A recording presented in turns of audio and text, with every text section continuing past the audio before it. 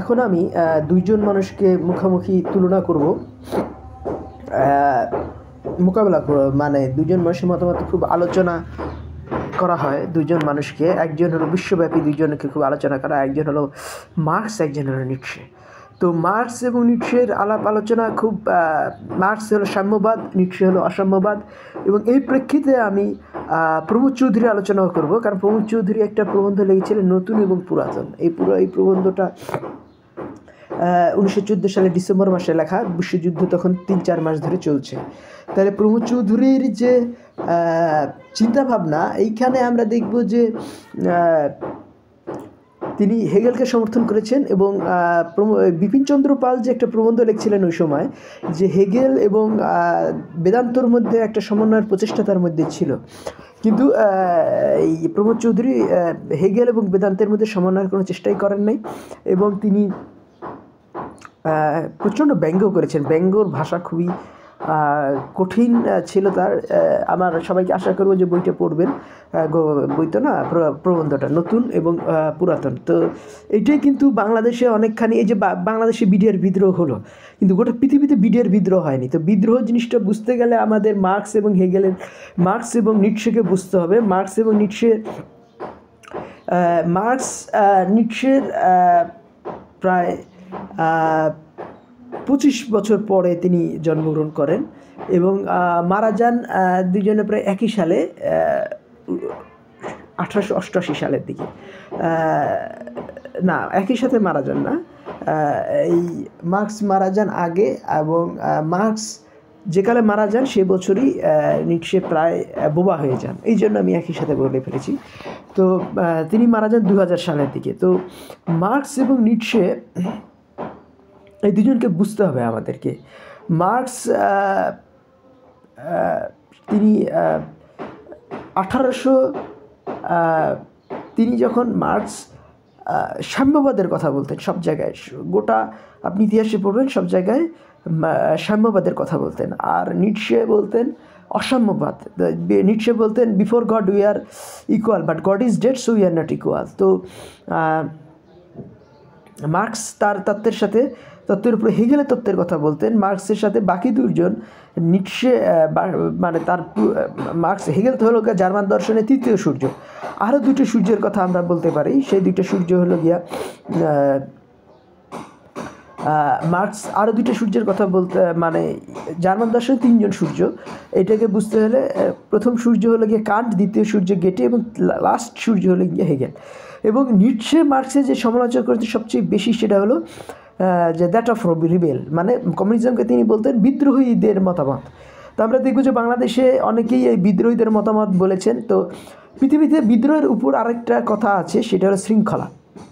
তো বাঙালি শৃঙ্খলা বিষয়টা বুঝে না, ফলে বাংলাদেশ আর্মিতে যদি আমরা বাংলাদেশ আর্মিকে শক্তিশালী করতে চাই, তাহলে আমাদেরকে শৃঙ্খলা জিনিসটা বুঝতে হবে, ডিসিপ্লিন জিনিসটা বুঝতে হবে। কিন্তু আমরা দেখব যে বিদ্রোহী কবি কাজী নজরুল ইসলাম একটা লিখেছিলেন, বিদ্রোহ নামে একটা কবিতা লিখেছিলেন 1922 সালের জানুয়ারি মাসে। তো 1921 সালেই আমরা দেখব যে রবীন্দ্রনাথ ঠাকুর তিনি শিক্ষার মিলন প্রবন্ধে বলছেন সভ্যতা আগিয়েছে বিদ্রোহের ফলে।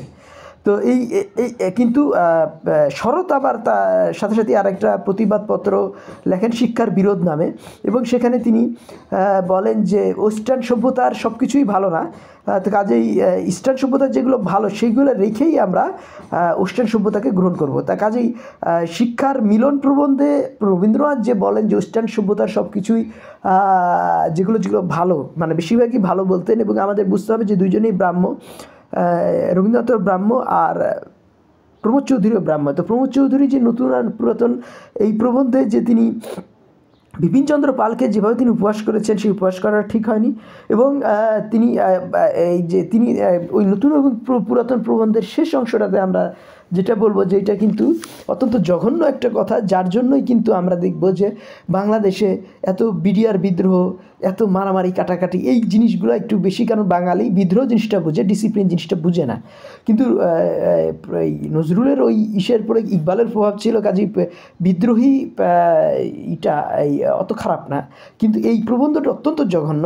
এই প্রমোদ চৌধুরী রবীন্দ্রনাথ বাংলাদেশের জন্য অত্যন্ত খারাপ প্রভাব বয়ে নিয়ে আসছে। একটা একটা করে প্রবন্ধ আমি ধরবো এবং তার আমি একেবারে উদাহরণ দিয়ে বলবো যে কত জঘন্য। আমরা যদি ভারতের সবচেয়ে মানে গোটা পৃথিবীর সবচেয়ে লংগেস্ট রানিং সিনেমা বলা হয় দিলওয়ালে দুলহানিয়া লে যায়েঙ্গে, ডিডিএল যে সংক্ষেপে বলা হয়, এটা শাহরুখ খানের মানে ওই বছরের 1995 সালের সবচেয়ে বেশি হিট হয়েছিল ডিডিএল যে, শুধু দিলওয়ালে দুলহানিয়া লে যায়েঙ্গে মানে হৃদয়বান বউকে নিয়ে যাবে। তো হৃদয়বান বউকে যখন নিয়ে যায় তখন কিন্তু একটা জিনিস বারবারই দেখায় যে শাহরুখ খান চাচ্ছে না তার বাপ মাকে হিট করতে, শ্বশুর শাশুড়িকে হিট করতে, হবু শ্বশুর শাশুড়িকে আঘাত করতে। কিন্তু আমরা দেখব যে বাংলা সমাজে যে এত সুইসাইড, এত আত্মঘাতী সংগ্রাম, এর পিছনে কিন্তু হেগেল দায়ী। কারণ বাংলাদেশে হেগেল আসছে কিন্তু কান্ট এবং গেটেকে বাংলাদেশে তেমন কেউ আনে নাই। কারণ কেন আনে নাই? কারণ বাংলাদেশের যে বুদ্ধিভিত্তিক যে সেটা বেশিরভাগই ঈদের বাঙালি মুসলমানের সেভাবে পড়াশোনা করে নাই। ফলে দেখা যায় যে হেগেলের পর সবচেয়ে মোটা বইটা কোনো হিন্দুর লেখা না, সেটা কিন্তু একজন মুসলমানের লেখা, সেটা হলো কি কাজী আব্দুল ওয়াদুদ। তার এই জিনিসটা আমাদের বুঝতে হবে যে কাজী আব্দুল ওয়াদুদ কিন্তু প্রচণ্ডভাবেই ছিলেন, কনফিউজ ছিলেন। সেটা নিয়ে আমরা একসময় আলোচনা করব। যে কারণ তিনি একই সাথে রবীন্দ্রনাথের পর বই লিখতেছেন, আর রাজা রামমোহনের বই লিখতেছেন, আবার হযরত মুহাম্মদ সাল্লাল্লাহু আলাইহি ওয়াসাল্লামের উপর লিখতেছেন, আবার গেটের উপর বই লিখতেছেন। তার এখন দেখি যে এই জিনিসটা আমরা যে এই কী হিসাবে দেখতেছে, এইটা আমরা একটু আলোচনা করব। যে এই ওনার নাম হলেন গিয়া প্রমোদ চৌধুরী। তার নতুন পুরাতন যেটা তিনি লিখেছিলেন 1914 সালের ডিসেম্বর মাসে, যে সহস্র বৎসরাবধি, তার আগের মাসেই কিন্তু তিনি লিখেছিলেন আরেকটা প্রবন্ধ, যেটা হলো গিয়া নভেম্বর মাসে, যে বর্তমান সভ্যতা বনাম বর্তমান যুদ্ধ। এটাও একটা অতি জঘন্য একটা প্রবন্ধ। এইসব বিষয়গুলো নিয়ে আমরা বিস্তারিত, ওইটা নিয়ে আরেকটা ভিডিও আমি বানাবো, বর্তমান সভ্যতা ও বর্তমান যুদ্ধ, বর্তমান সভ্যতা এবং বর্তমান যুদ্ধ, যেটা তিনি 1914 সালের নভেম্বরে অগস্টের শেষ দিকে লিখেছিলেন। তাহলে এটা আমরা দেখব যে তখন কিন্তু বিশ্বযুদ্ধ লেগে গেছে, এবং বাঙালি যে ইউরোপিয়ান সভ্যতা বুঝে না, তার পিছনে কিন্তু রবীন্দ্রনাথ এবং প্রমথের অনেক কষ্ট আছে, অনেক ষড়যন্ত্র আছে, অনেক মিথ্যা কথা আছে। আমরা দেখব যে যখন ইকবাল গোটা ভারতবর্ষে প্রমিনেন্ট হয়ে গেলেন পাকিস্তান প্রস্তাবের পরে, তখন কিন্তু এই লোক তখন তার এই প্রবন্ধগুলো বন্ধ করে দিলেন। কারণ তিনি জার্মান দর্শন পড়েছেন, তিনি হেগেলের কথাও তিনি এখানে বিস্তারিত আলোচনা আছেন। যারা বলেন যে তিনি হেগেল পড়েননি, তারা এইটা পড়ে দেখতে পারেন প্রমোদ চৌধুরীর নতুন ও পুরাতন। আচ্ছা, আমি কিন্তু প্রমথনাথ বিশির কথা বলছি না, আমি প্রমোদ চৌধুরীর কথা বলছি, যিনি রবীন্দ্রনাথের ভাইয়ের মেয়ের বা ভাস্তি জামাই। তার নাম ভাইয়ের মেয়ে হলো গিয়া ইন্দিরা দেবীর স্বামী। রবীন্দ্রনাথ যেখানে যেতেন এই ইন্দিরা দেবীকে নিয়ে যেতেন। তো এটা আমরা দেখি যে তিনি লাস্ট স্টেন যাতে কী বলছেন, সহস্র বৎসরাবধি এই দেশ ঠিক একই জায়গায় বসিয়ে আছে, তার আর কোনোরূপ বিকাশ হয় নাই। যে সমাজ হাজার বৎসর এক স্থানে একভাবে বসে আছে, তার আসন টলাবার শক্তি আমাদের মতো সাহিত্যিকদের শরীরে নাই। চিন্তা করেন। অথচ তিনি কিন্তু জার্মান দর্শন পড়েছেন, তিনি জানেন যে জার্মানি মানে 1-1.5 বছরের সাহিত্যের মাধ্যমে কোথায় পৌঁছে গেল। তারপরে তিনি কি হতাশামূলক কথা বলছেন, যে সমাজ হাজার বছর ধরে এক স্থানে একভাবে বসিয়ে আছে, তার আসন টলাবার শক্তি আমাদের মতো সাহিত্যিকের শরীরে নাই। বিপিন বাবুর মানে তিনি জার্মান দর্শন পড়েও নাই। তাহলে দেখেন। এবং আমি দেখব যে রবীন্দ্রনাথও কিন্তু এই ধরনের অনেক আছে, যে রবীন্দ্রনাথ নিজে বলছেন যে বিশ্ব সুরে পারাবারে যোগ দিতে কি সবাই পারে, হ্যাঁ, তামার বেলা যে যায় সাজবেলাতে, তোমার সুরে সুর মেলাতে। তাহলে মানে রবীন্দ্রনাথ এত পড়াশোনা করেও তিনি বিশ্ব সুরের সাথে যোগ দিতে পারতেছে না। তাহলে বাঙালি যে এত হতাশমান, বাঙালি যে আজকে দর্শন শাস্ত্র চর্চা করে না, বিজ্ঞান শাস্ত্রের চর্চা করে না, তার পিছনে দুইজনের প্রচণ্ড অবদান আছে, একজন রবীন্দ্রনাথ ঠাকুর আর একজন প্রমোদ চৌধুরী। বিপিন বাবুর মতামত ধর্মকাণ্ডের নয়, জ্ঞানকাণ্ডের বস্তু বলে এই বিচারে প্রবৃত্ত হয়েছি। তার বর্ণিত সমন্বয়ের কোনো সার্থকতা সমাজে থাকলেও থাকতে পারে, কিন্তু সাহিত্যে নেই। এই যে দেখেন, সমাজে থাকতে পারে, সাহিত্যে নেই। মানে সমাজ কি তাহলে সাহিত্য কি সমাজ বিচ্ছিন্ন হবে? সামাজিক ক্রিয়াকর্মে দুধের সাথে জলের সমন্বয় প্রচলন দেখা যায়, তাই বলে সাহিত্যে জল ও দুধের আমদানি আমরা বিনা পদ্ধতিতে গ্রাহ্য করতে পারি না। কারণ ও বস্তু তাহলে সমাজে যদি দুর্নীতি থাকে, সাহিত্যে সেই দুর্নীতি আনয়ন করা যাবে না। কিন্তু সাহিত্যে যদি বিশুদ্ধ হয়, তাহলে সমাজকে বিশুদ্ধ করতে হবে। সেইটাও তো তিনি বলছেন না। তিনি বলছেন সেইটার সেই সমাজকে নরাণশক্তি আমার, এই যে হতাশাবাদ, এই যে ব্রিটিশকে মেনে নেওয়া, এগুলো কিন্তু ব্রাহ্ম যে একটা আছে, ব্রাহ্মবাদ আর ব্রাহ্মণবাদ, দুই জঘন্য জিনিসের ফলেই এগুলো বাংলা সমাজে প্রচলিত হয়েছে। আর বাংলাদেশে ব্রাহ্মণ্যবাদ আসছে রবীন্দ্রনাথ, ব্রাহ্মণ্যবাদ আসছে বঙ্কিম এবং শরতের মাধ্যমে, আর ব্রাহ্মবাদ আসছে প্রমোদ চৌধুরী এবং এই নাম কি বলে, প্রমোদ চৌধুরী এবং রবীন্দ্রনাথের মাধ্যমে। তো দুইটাই জঘন্য, এই জন্যই কিন্তু এইসব নিচু মাথা সমাজকে পাল্টানো না পাল্টানোর একটা চেষ্টা এগুলো আছে। তাহলে কি হবে, এই ব্রিটিশের অধীনে থাকবে, তাদের জমিদারি বজায় থাকবে।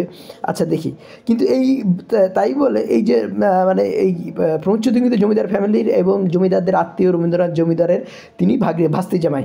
আচ্ছা তাই, কিন্তু তাই বলে আমি সমাজে জলবিদ্যুতের আমদানি আমরা বিনা প্রতি গ্রাহ্য করতে পারি না।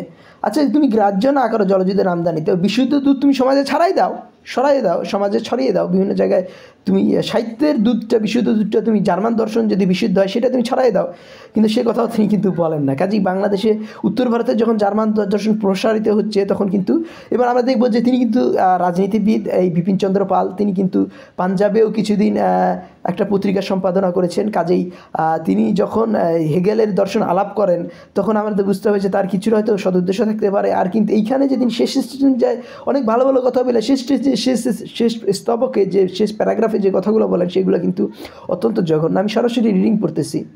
সামাজিক ক্রিয়াকর্মে দুধের সাথে জলের সমন্বয় প্রচলন দেখা, তাই বলে সাহিত্যে জলদুধের আমদানি আমরা বিনা পদ্ধতি গ্রাহ্য করতে পারি না, কারণ ও বস্তু আত্মরতের পক্ষে মুখরোচক নয়, স্বাস্থ্যকর নয়। আচ্ছা, তো বলছে যে অথচ সরস্বতীর মন্দিরে কিঞ্চিত পরিমাণ দুধ ও মদের সমন্বয় যে জ্ঞানামৃতি বলে চালিয়ে দেওয়ার চেষ্টা হচ্ছে, তার প্রমাণ তো হাতে হাতেই পাওয়া যাচ্ছে। সাহিত্যের এই পান করে আমরা সমাজের মাথা আজ ঘুরছে। এই ঘূর্ণির চোটে অনেকের চোখে ঝাপসা, চোখে দেখেন চোখে ঝাপসা, আর বস্তু নতুন আর কোন বস্তু পুরাতন, কোন বস্তু স্বদেশী কোন বস্তু বিদেশি তাও তারা চিনতে পারেন না। এই যে আর একটা জঘন্য কথাবার্তা, কোনটা স্বদেশ কোনটা বিদেশ? আমি বাংলা কি স্বদেশ আর বিহার কি বিদেশ? আবার যদি বলি যে এই বাংলা স্বদেশ, তাই বলে কি ইন্ডিয়া বিদেশ? আবার ইন্ডিয়া যদি বাংলা ইন্ডিয়া দুইটাকে স্বদেশ ধরি, পাকিস্তান কি বিদেশ? তিনটাকে যদি স্বদেশ ধরি তাহলে কি এই কাবুল বিদেশ? নাকি গোটা পৃথিবী আমাদের স্বদেশ? আমরা যদি চাঁদের সাথে তুলনা করি গোটা পৃথিবী তো আমাদের স্বদেশ। তাহলে যখন জার্মান দর্শন গোটা পৃথিবীর দর্শন আলাপ করছে, গোটা পৃথিবীর মধ্যে ইন্টারন্যাশনালিজম চালু করতেছে, তখন এই যে তার একটাই উদ্দেশ্য কোনটা স্বদেশী কোনটা বিদেশি। তার মানে কি ব্রাহ্মণ্যবাদ টিকে থাকুক আর ব্রিটিশ শাসন টিকে থাকুক। এই দুইটা, ব্রাহ্মণরা চেয়েছিল ব্রাহ্মণ্যবাদ টিকে থাকুক, আর ব্রাহ্মরা যারা তারা চেয়েছিল ব্রিটিশ শাসন টিকে থাকুক। দুইটাই বাংলাদেশের জন্য অত্যন্ত জঘন্য হয়েছে, সেটাই আমরা একটু আলোচনা করতেছি। যেখানে কি বলতেছে খেয়াল করেন, লাস্ট স্টেশন যায় এইসা, কোনটা স্বদেশী কোনটা বিদেশি তা আমরা তো বলছে যে গ্রাহ্য করতে পারি না, কারণ বস্তু অন্ত মুখরোচক না, স্বাস্থ্যকর না। স্বদেশীর মন্দিরে কিঞ্চিত দুধ আর কিঞ্চিত মদের যে সমন্বয় জ্ঞানামৃতি বলে চালিয়ে দেওয়ার চেষ্টা হচ্ছে, তার প্রমাণ তো হাতে হাতেই পাওয়া যাচ্ছে। সাহিত্যের এই পান করে যে আমাদের সমাজে আজ মাথা ঘুরছে, এই ঘূর্ণির চোটে অনেকের চোখে ঝাপসা দেখেন কোন বস্তু নতুন আর কোন বস্তু পুরাতন, কোন বস্তু স্বদেশী কোন বস্তু বিদেশি তাও তারা চিনতে পারেন। এই অবস্থায় বাঙালির দরকার নতুন সমাজে নতুন পুরাতনের সমন্বয় নয়, নতুন পুরাতনের বিচ্ছেদ ঘটানো। আমাদের সমাজে যাকে একসঙ্গে গুলিয়ে দিচ্ছে, আমাদের সাহিত্যের কাজ হওয়া উচিত তাই বিশ্লেষণ করে পরিষ্কার করা। তার মানে কি বলতেছেন যে নতুন পুরাতনের সমন্বয় দরকার নেই, নতুন আর পুরাতনের বিচ্ছেদ দরকার। এইটা তো আরও জঘন্য। নতুন পুরাতনের বিচ্ছেদ হলে কী হবে, ঘরে ঘরে বাপ বেটায় বিচ্ছেদ হবে, তাহলে কী হবে, মা বেটিতে বিচ্ছেদ হবে, তখন কী হবে, মারামারি হবে, ফাটাফাটি হবে, সুইসাইড হবে। এই সব জিনিসগুলো তো দরকার নাই। তাহলে এগুলোর বিরুদ্ধেই কিন্তু একটা মতামত ছিল, সেটা হলো গিয়ে আমাদের ডিডিএল যে মুভি, যে কি দিলওয়ালে দুলহানিয়া লে যায়েঙ্গে। এখানে শাহরুখ খান কিন্তু বারবার চেষ্টা করছে যে তার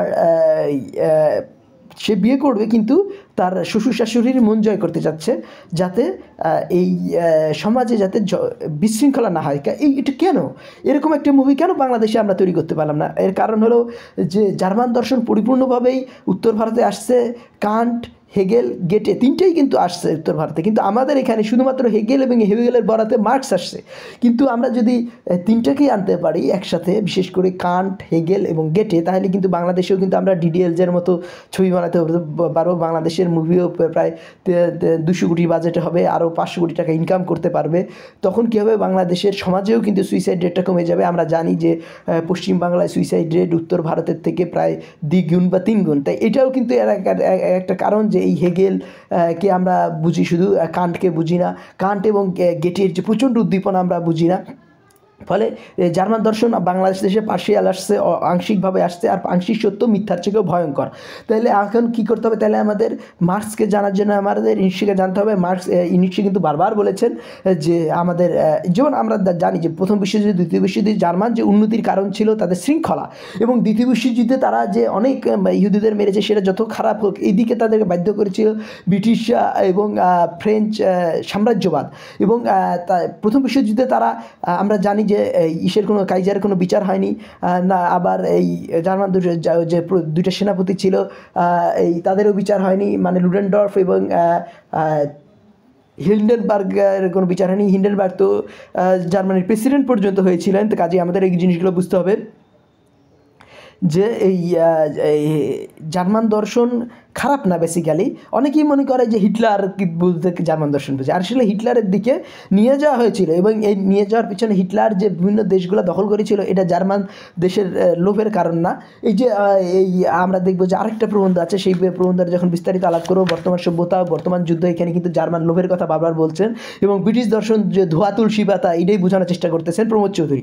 কিন্তু আসলে ব্রিটিশ এবং জার্মান দর্শন, ব্রিটিশ এবং ফ্রেঞ্চ দর্শনের লোভই কিন্তু জার্মানিদের মধ্যে সংক্রমিত হয়েছিল, এবং প্রথম বিশ্বযুদ্ধে পরাজয়ের পরেই কিন্তু জার্মানরা এই বিভিন্ন দেশগুলো দখল করার চেষ্টা করতে থাকে। কারণ প্রথম বিশ্বযুদ্ধে তারা ইচ্ছা করলেই ইটালি দখল করতে পারতো, ইচ্ছা করলে রাশিয়া দখল করতে পারতো, কিন্তু যখন ইটালি বা রাশিয়া যখন জার্মানির কাছে পরাজয় বরণ করে তখন কিন্তু জার্মানি তাদেরকে ছেড়ে দেয় যে আমার দরকার নেই দেশ দখল করা। কারণ কিশোর কুশাই বা দেশ দখল কিন্তু ইসের মানে লক্ষ্যই না এই জার্মান দর্শনের। কারণ জার্মান দর্শনের মধ্যে ইসলামের হার্টও আছে, ব্রিটিশ ব্রেনও আছে। তো ব্রিটিশ ব্রেন, ব্রিটিশের শিয়ালের বুদ্ধি যখন আছে অন্য দেশ দখল করার জন্য, কিন্তু তাকে ব্যালেন্স করার জন্য ইসলামের হার্টও আছে। কিন্তু এই ইসলামের হার্ট বা শুভ নিয়তটাকে নষ্ট করে দেয় কারা?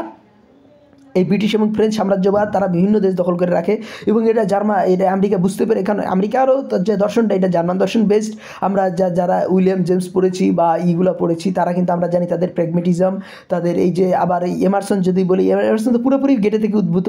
আর এই এমারসন লিখেছিল আমেরিকান স্কলার, যিনি আমেরিকার এই স্পিরিচুয়াল স্বাধীনতা বা আধ্যাত্মিক স্বাধীনতার জনক বলা হয় যে এমারসনকে। কাজেই আমরা যদি এমারসন পড়ি, আমরা যদি পড়ি, মানে জার্মান দর্শনকে বুঝি, গেটেকে পড়ি, আমেরিকান দর্শনকে বুঝি, তাহলে কিন্তু আমরা এই জার্মান দর্শনকে পরিপূর্ণভাবে গ্রহণ করতে পারবো। কান্ট, হেগেল, কান্ট গেটের পরে আমরা হেগেলকে বুঝতে পারবো। কান্ট হেগেলের পূর্বসূরি হলেন গিয়া, হেগেলের পূর্বসূরি হলে গিয়া কান্ট এবং গেটে। কিন্তু এখানে আমরা দেখাবো যে এই প্রমোদ চৌধুরী বাংলাদেশের জন্য অত্যন্ত ক্ষতিকর হয়েছে। তার সাহিত্য খেলা এগুলোরও যে কী ধরনের খারাপ, মানে বাংলাদেশের ওই চুষি কাঠি ঝুমঝুমি এইগুলোও কিন্তু বাংলাদেশে হয়ে গেছে। বাংলাদেশের বিজ্ঞান, বাংলাদেশের এখন কোনো বিজ্ঞানী আমরা পাই না যে ইন্টারন্যাশনাল স্বীকৃত, যিনি নোবেল প্রাইজ পেয়েছিলেন, বা নোবেল, যেমন দক্ষিণ ভারতের 9 কোটি তামিল কিন্তু 3টা সায়েন্সে নোবেল প্রাইজ পেয়েছে। আর আমরা সেই কোন যুগের নাম সত্যেন বোসের গল্প, জগদীশ চন্দ্র বসুর গল্প দিয়েই আমরা চালিয়ে যাচ্ছি। কিন্তু আমাদের এখন উচিত যে নোবেল প্রাইজ পাওয়া, মানে সেই প্রথম নোবেল প্রাইজ, বিজ্ঞানের নোবেল প্রাইজ পাওয়া 1930 সালে সিভি রমন নোবেল প্রাইজ পেয়েছিলেন। এখন তার প্রায় 90 বছর পরে বাংলাদেশিদের অন্ততপক্ষে বা ঢাকা বা কলকাতার একটা সায়েন্স নোবেল পাওয়া উচিত। এবং সেটা কখন পাবে? যখন আমরা আমাদের নোবেল প্রাইজ পাওয়ার ইচ্ছাটা, সেই যেটা এই তামান্না ভি হুই গুম, যেটাকে বলতেছে যে ইকবাল বলতেছেন যে যে কোনো কাজের পূর্বে ইচ্ছা হয়, কিন্তু দেখা যায় যে ব্রিটিশ শাসনের ফলে যে বিজ্ঞান চর্চা তো হচ্ছেই না, জ্ঞান চর্চা তো হচ্ছেই না ভারতবাসীর মধ্যে, হিন্দুস্তানের মধ্যে, কিন্তু তার ইচ্ছাটাও নাই। তো সেই ইচ্ছাটা যদি জাগ্রত করা যায়, আমার এই ইসের পরে যদি আপনারা সেই আবার নাম কি বলে, শুধু মার্কস না, মার্কসের পাশাপাশি নিটশেও পড়েন, শৃঙ্খলার পাশাপাশি কি বিদ্রোহের পাশাপাশি শৃঙ্খলার গুরুত্ব বুঝেন, তাহলে কিন্তু হেগেল, মার্কস, নিটশে একসাথে পড়া যায়, এবং তার সাথে কান্ট, গেটে, হেগেল একসাথে পড়া যায়। তখন কি হবে? সমন্বিত জ্ঞানটা বাংলাদেশে আসবে। তার সাথে এমারসন পড়তে হবে, হ্যাঁ, তার সাথে যদি কার্লাইল, তারপরে এই মানে যতগুলো এডওয়ার্ড বুলার, লিটন, মানে বাংলাদেশের মধ্যে এখন পড়াশোনার চেতনাটাই, যেমন এটা তো ওই সময়ই কিন্তু এই প্রফুল্লচন্দ্র রায় বলে গেছিলেন যে বাঙালি নোট পড়ে, বই পড়ে না। তো বাঙালির মধ্যে যদি আমার এই ভিডিও পড়ে নতুন করে বই পড়ার ইচ্ছা হয়, এবং শৃঙ্খলা এবং এই দুইটাকেই বোঝা যায়। যেমন এই যে এই বিশ্বযুদ্ধ এতগুলার মধ্যেও বা এই কিন্তু দেখা যায় যে প্রথম বিশ্বযুদ্ধের পরে তার সিপাহীরা ঘিরে ধরেছিল এই জার্মানি, কিন্তু তারপরে একজনকে হত্যা করেনি, সবাইকে ছেড়ে দিয়েছিল। কারণ কি এই জার্মান দর্শনের মধ্যে শুধু হেগেল না, তাদের পিছনে গেটে এবং কান্টের শৃঙ্খলাও কিন্তু প্রচণ্ডভাবেই কাজ করেছে ব্রিটিশ জার্মান সোলজারদের মধ্যে। কাজেইতে বাংলাদেশের মধ্যে যদি হিগেল না এসে তার সঙ্গে মানে জার্মান দর্শন পুরোটাই আসে, মানে কান্ট এবং গেটে। আর গেটে তো ইসলামের প্রশংসায় প্রায় 250 কবিতা লিখছে। হচ্ছে জীবন তাহলে বাংলাদেশের যে বাঙালিরা, যে বাংলাদেশিরা যেহেতু বেশিরভাগই মুসলমান, তাহলে বাংলাদেশি মুসলমানরা প্রচণ্ড উদ্দীপ্ত পারবে তার জ্ঞান। এবং তখন বাঙালি দেশি মুসলমান বুঝতে পারবে আব আমার হিম্মত কি চর্চা গায়রো কি মুসলমান মেহফিল মেহাদ। মুসলমানের যে সাহস, মুসলমানের যে জ্ঞান চর্চার যে নাম কি বলে, গোটা বিশ্বে চর্চিত হয়, যেটা ইকবাল তার লাইনে বলেছিলেন, বিশ্বজোড়া খ্যাতিভর অতীত আমার সামনে রাখি, গতকালের আরশিতে মোর আগামী দিনের স্বপ্ন দেখি। এটা ইকবালের লাইন। তো মুসলমানরা, বাঙালি মুসলমান বিশেষ করে বুঝতে পারো যে মুসলমানের যে বিজ্ঞান চর্চা, মুসলমানের যে শৌর্যবীর্য, মুসলমানের যে বীরত্ব, গোটা বিশ্ব তাকে সম্মান করে। মানে ইকবালের ওই লাইনটাই যে বিশ্বজোড়া খ্যাতিভরা অতীত আমার সামনে রাখি, গতকালের আরশিতে মোর আগামী দিনের স্বপ্ন দেখি। গতকালের আয়নায় তখন বাঙালি মুসলমানরা যদি বিশ্বব্যাপী বিদ্যা চর্চা করতে পারে, বিশ্বব্যাপী বীরত্ব চর্চা করতে পারে, বিশ্বব্যাপী বিজ্ঞান চর্চা করতে পারে, বাঙালি মুসলমানও পারবে। বাঙালি মুসলমান তখন সায়েন্সের প্রাইজ পাবে। তখন বাঙালি মুসলমানদের আত্মবিশ্বাস দেখা দিবে, শৃঙ্খলা দেখা দিবে, শুধু বিদ্রোহ না, তার সঙ্গে শৃঙ্খলা দেখা দিবে। কাজেই মার্ক্সের সাথে সাথে নিশ্চয় পড়তে হবে। তাহলে কী হবে, মানে এই মার্ক্সের দোষগুলো নিশ্চয় দেখিয়ে দেবেন, নিশ্চয় দোষগুলো মার্ক্স দেখাই দিবেন। তাহলে কী হবে, এই মতামতটা পরিশুদ্ধ হবে, বিশুদ্ধ হবে, বাতাসটা পিউরিফাইড হবে। আমার কথাগুলি ভালো লাগলে আমার চ্যানেল সাবস্ক্রাইব করুন, লাইক বাটন ক্লিক করুন। ধন্যবাদ।